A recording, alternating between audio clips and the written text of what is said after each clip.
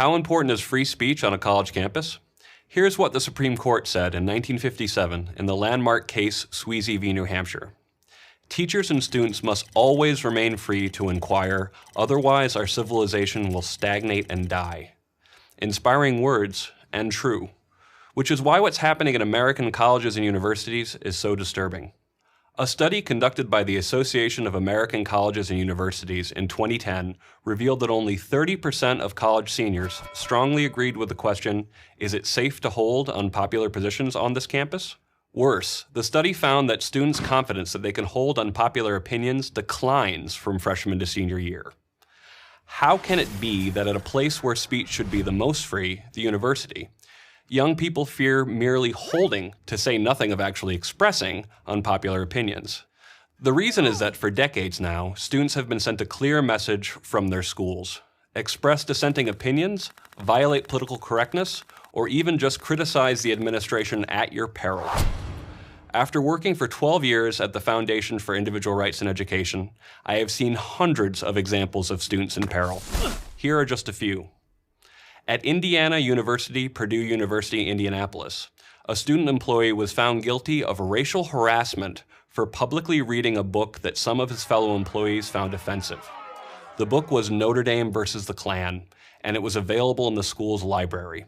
It recounted and celebrated the defeat of the Ku Klux Klan when its members marched on Notre Dame in 1924. So what did the university find offensive? The photo on the book's cover. At the University of Delaware, students were forced to undergo ideological re-education as part of the university's compulsory student orientation program. The program was described as treatment for students with incorrect attitudes and beliefs.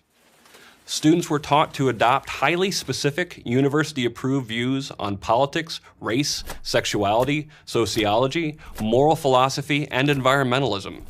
They were also required to attend one-on-one meetings with their resident assistants, where they were compelled to answer intrusive, probing, and utterly irrelevant personal questions such as, when did you discover your sexual identity? And an increasing number of schools are trying to drive religious students off campus. Vanderbilt University, for example, has enacted a policy that forbids faith-based student groups from selecting members and leaders based on their faith. As a result, 14 Christian groups have been de-recognized by the university.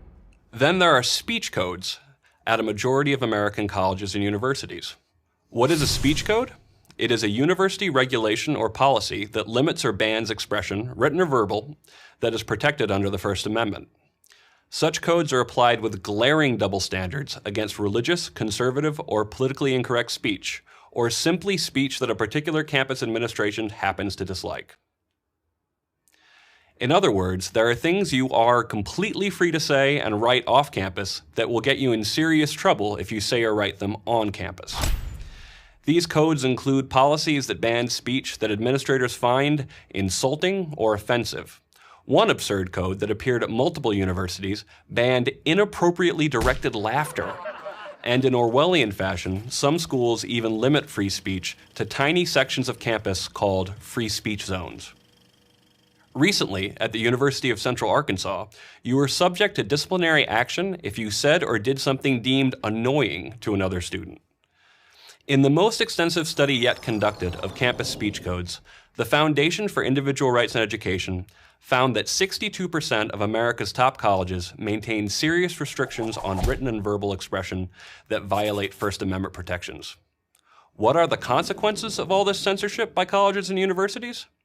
I explain that in detail in my book, Unlearning Liberty, Campus Censorship and the End of American Debate. But for our purposes here, I will focus on just three. First, campus censorship teaches students that they have a right not to be offended. The moment society says that people have the right not to be offended, it has announced the end of the right to free speech. Second, campus censorship teaches students poor intellectual habits. It teaches them not to think critically lest they arrive at a conclusion or express a thought that might offend someone. Further, students are taught to ignore the timeless principle that educated people should actively seek out intelligent people with whom they disagree for debate and discussion. And third, it teaches students that they have fewer rights than they actually have, that they must defer to arbitrary authority. A generation of students who don't know their rights and believe they must get permission before speaking their minds is not thinking like a free people, and that is a threat to a free society. The rights embodied in the First Amendment shape American society. They foster America's religious and cultural pluralism, spur scientific and scholarly innovation, and thus secure our remarkable prosperity.